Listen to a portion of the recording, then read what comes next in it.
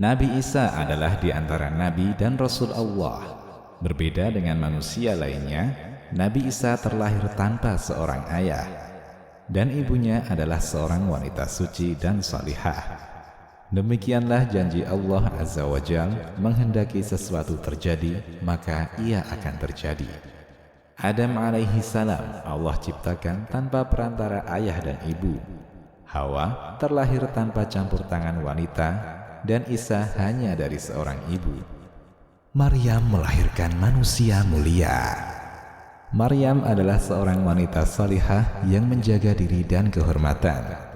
Sudah kami tuliskan kisah Maryam menjaga kesucian dirinya dengan judul Maryam Teladan Bagi Muslimah.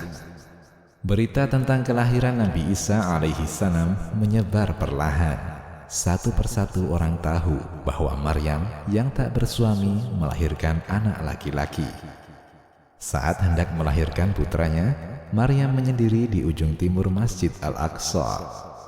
Allah Ta'ala berfirman, maka Maryam mengandungnya, lalu ia menyisihkan diri dengan kandungannya itu ke tempat yang jauh. Quran Surat Maryam ayat 22. Lahirlah Nabi Isa alaihi salam di tempat tersebut. Maryam menyepi dan menyendiri. Ia takut beredar fitnah tentang dirinya di masyarakat. Tentu mereka akan bertanya, dari mana ia peroleh anak itu? Mana suamimu? Apakah dia berzina? Siapakah bapaknya? Dan tuduhan lainnya. Ia takut akan semua gunjingan itu. Peristiwa ini sangat berat baginya. Seorang wanita tak akan tahan jika kehormatannya dijadikan hina. Maryam adalah wanita siddiqah, ahli ibadah. Ia mengabdikan diri di tempat yang suci, di tanah yang mulia dan kudus. Disebutkan, keluarganya pun menanyakan tentang putranya, tentang Isa bin Maryam. Mereka bertanya, apakah bisa tanaman tumbuh tanpa benih? Bisa. Siapakah yang pertama menciptakan tanaman? Jawab Maryam retoris. Mereka kembali bertanya, bisakah pohon tumbuh tanpa air? Bisa. Siapa yang menciptakan pohon pertama kali? Jawab Maryam. Mereka bertanya lagi untuk yang ketiga kali, bisakah seorang anak lahir tanpa seorang ayah? Maryam menjawab, bisa. Sesungguhnya Allah menciptakan Adam tanpa ayah dan ibu. Mereka pun diam. Keluarga Maryam adalah orang yang mencintai dan mengenalnya. Mereka pun tetap mempertanyakan. Timbul sebersit rasa di hati mereka. Lalu, bagaimana pula dengan orang-orang yang jauh, orang-orang fasik? Apa yang akan mereka katakan? Manusia dalam keadaan Nabi Isa ini terbagi menjadi tiga. Pertama, orang-orang Yahudi. Mereka menuduhnya sebagai anak zina, karena menurut mereka Maryam berzina dengan Yusuf An-Najjar. Kedua, orang-orang Nasrani. Mereka menganggap Isa sebagai anak Allah dan Maha Suci Allah dari yang demikian. Ketiga, orang-orang Islam. Mereka memuliakan Nabi Isa sebagai seorang nabi dan rasul, namun tidak berlebih-lebihan terhadapnya dengan mengimaninya sebagai hamba Allah. Maryam pergi ke Bethlehem. Saat sampai di sana, ia berucap, sebagaimana firman Allah Ta'ala, aduhai, alangkah baiknya aku mati sebelum ini, dan aku menjadi bara yang tidak berarti, lagi dilupakan.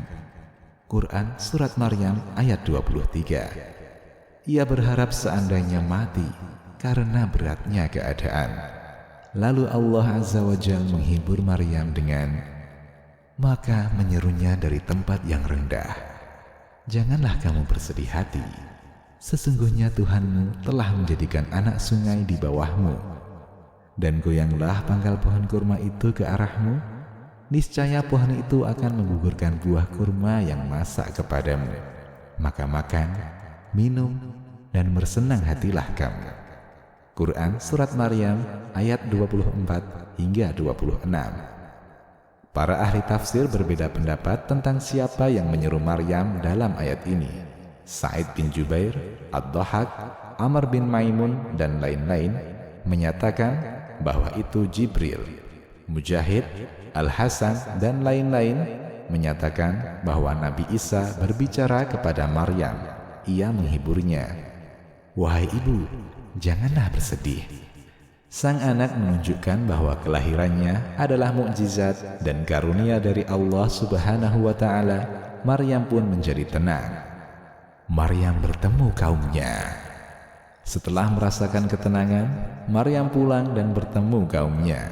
Mereka berkata, sebagaimana firman Allah Ta'ala, maka Maryam membawa anak itu kepada kaumnya dengan menggendongnya. Kaumnya berkata, "Hai Maryam, sesungguhnya kamu telah melakukan sesuatu yang amat mungkar. Hai saudara perempuan Harun, ayahmu sekali-kali bukanlah seorang yang jahat, dan ibumu sekali-kali bukanlah seorang pezina." Quran Surat Maryam ayat 27 hingga 28. Berbeda dengan keluarganya yang mempertanyakan keadaannya, orang-orang fasik langsung menuduh Maryam. Mereka cerca Maryam dengan telah melakukan sesuatu yang sangat mungkar, yakni perzinahan. Mereka bawa-bawa kedua orang tuanya yang baik-baik agar Maryam semakin malu. Mereka tuduh Nabi Zakaria lah yang menzinainya. Tanpa pengadilan, mereka hakimi Zakaria dengan membunuhnya. Di antara mereka juga ada yang menuduh Yusuf An-Najjar, sepupu Maryam, adalah bapaknya Isa. Isa, bayi yang penuh berkah. Maryam mengetahui anaknya mampu berbicara dan bersaksi untuk mereka.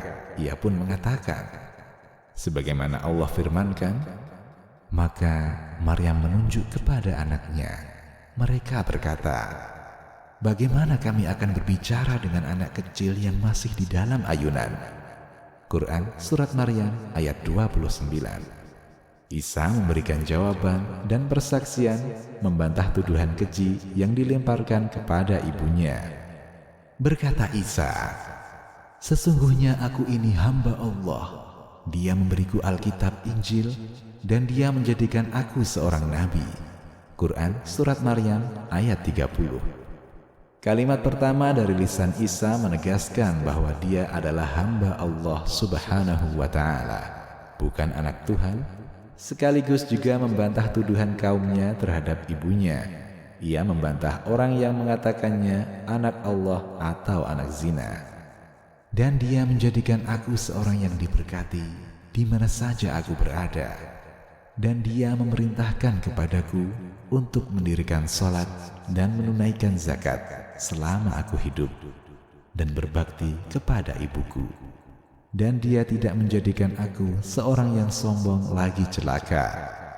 Dan kesejahteraan semoga dilimpahkan kepadaku pada hari aku dilahirkan, pada hari aku meninggal, dan pada hari aku dibangkitkan hidup kembali.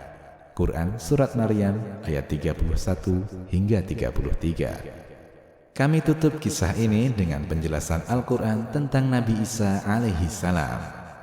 Itulah Isa putra Maryam yang mengatakan perkataan yang benar, yang mereka berbantah-bantahan tentang kebenarannya. Tidak layak bagi Allah mempunyai anak. Maha suci Dia. Apabila Dia telah menetapkan sesuatu, maka Dia hanya berkata kepadanya, kun fayakun, jadilah, maka jadilah ia. Quran Surat Maryam ayat 34 hingga 35. Demikian, Allahu a'lam.